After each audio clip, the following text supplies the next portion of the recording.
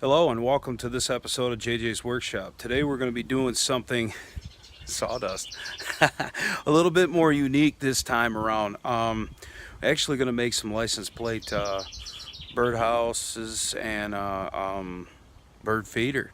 So stay tuned and we'll get to work. So today I kind of got lucky and I found this really cool 1x6 of pine that was kind of weathered and gray, and I got it actually pretty cheap at Menards. I think it was just part of a rotten tree really that was just all dried out, and they lumbered it off to save it before it was complete trash. So this stuff's actually pretty cool because I was going to add a little bit of gray and a little bit of brown to it, so I guess I don't really have to do that with this particular project. So what I am starting out with here is these pieces I measured out 8 inches long, and they're 5 1/4 wide, obviously because it's a 1x6 3/4 thick. What I did is I found my center, and since what did I say that was? That was going to be 2 3/4 inch to center. So then I just 45'd them. Check my measurements on each side here, and then what I did was I measured from here to here, which I believe came out to 5 1/4 inches. So that's going to sit on the inside kind of like that, so it should roughly look like that. Now obviously these are a bit too wide, so I'm going to cut them down. I'll glue and nail these and we'll figure out the hole too. I think this one's going to be a sparrow house, so I need to go about 1.5 to 1.25 inches, I believe, for the hole. Alright, for the sides here I decided to go with 4 inches. I didn't want to go like too gnarly since it's just a sparrow house, and they got some depth too. I made my hole at center, of course, and at 1 3/4 inches, so it's big enough for sparrows to fly in and out and bring nesting supplies in. Now all I have to do is add my back, and we're going to make a bottom for this that will swivel open so we can empty it at the end of the year or in the spring, whichever is preferred. But we will get to that here in a little bit. I'm going to finish this back off, and then I will show you how I do the bottom. I dreamt up this sweet idea for this. This is completely original. It's a cool design.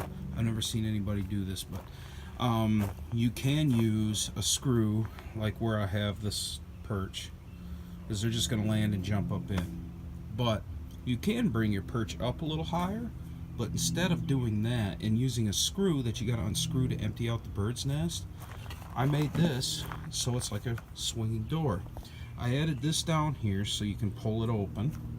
And what I did, as you can see, there's some gappage around the edges. You want to leave it like a 16th or a heavy 16th gap to make this work right, because this has got to be able to swing like a trap door, okay? So what I did on this back side is I added a couple finish screws that hold the back side of the swinging door. This perch pulls out, and just like that, your birdhouse can be opened up, emptied, cleaned out, and ready for the next family in the spring.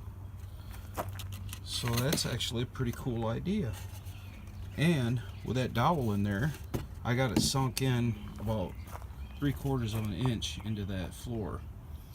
It's not going to come out. So it's a pretty cool idea. What I did was first I added these two so the floor was stationary in there. Then I just kind of held it straight up and down, drilled through, added my 1/4 inch dowel, stuck a long dowel in, figured out about how long I wanted that perch dowel, locking dowel, whatever you want to call it, and I just cut it off with my miter. So now we're going to work on figuring out this top. I did get some 1/2 inch self-tapping screws. So this project is for my parents for an anniversary gift coming up in August, and we all go to Mackinac a lot, so I got a Mackinac plate. So here we go. Part of me is wishing that I would have figured out not to put this bottom piece in until I put the top in. I could have pre-drilled the hole, it would have been no big deal. It would be 6 1/8. Okay, so right to that line right there will be the center. And it's gonna be a pain in my butt. Okay, so lesson 1 we have established. Don't put the bottom dowel in until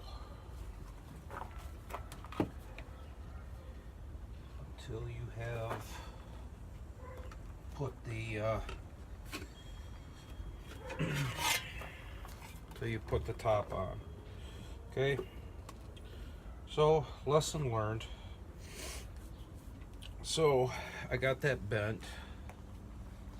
I think I want to just do a little bit better job with it though. Try to straighten it out a little bit. It's kind of hard to see what I'm doing, but I took this little bad boy on the back side and folded it over so it'll help seal it up a little bit better. See, I got it bent. So now we're going to issue some self-tapping screws. You don't have to buy this brand, but they're 1/2 inch, number 8s, and they will work good. So make sure that you're drilling into the meat of your wood in the center as much as possible. Because these self-tappers, they will go through the slices plate pretty easily, as you can see.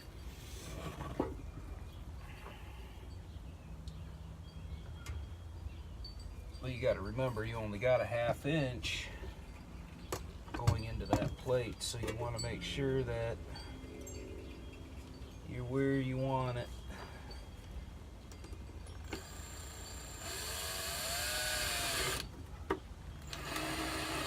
You don't have to crank them in real fast. These self-tappers, they're pretty sharp. They'll cut in on their own. But I'm thinking I'm going to put 4 in the front, 4 in the back, you just got to get these sucked in, okay? You don't need to sit there and wreath on them afterwards, because they're self-tappers. They're just going to grind and hone out the wood, and when they do that, your roof is just going to come right off. These screws will hold absolutely nothing if you do that. I'm just putting them in until they hit the plate, and then they're done. So, there you have it. You got a Mackinac plate birdhouse. Bottom opens up so you can clean it out. This goes in so you can lock the bottom trap door from falling out. Makes it good and strong. I want to thank you for watching this episode of JJ's Workshop, and soon here we will be working on a really cool bird feeder that has a very old license plate. But until then, enjoy. Try this project at home. It wasn't that bad, it was quite easy.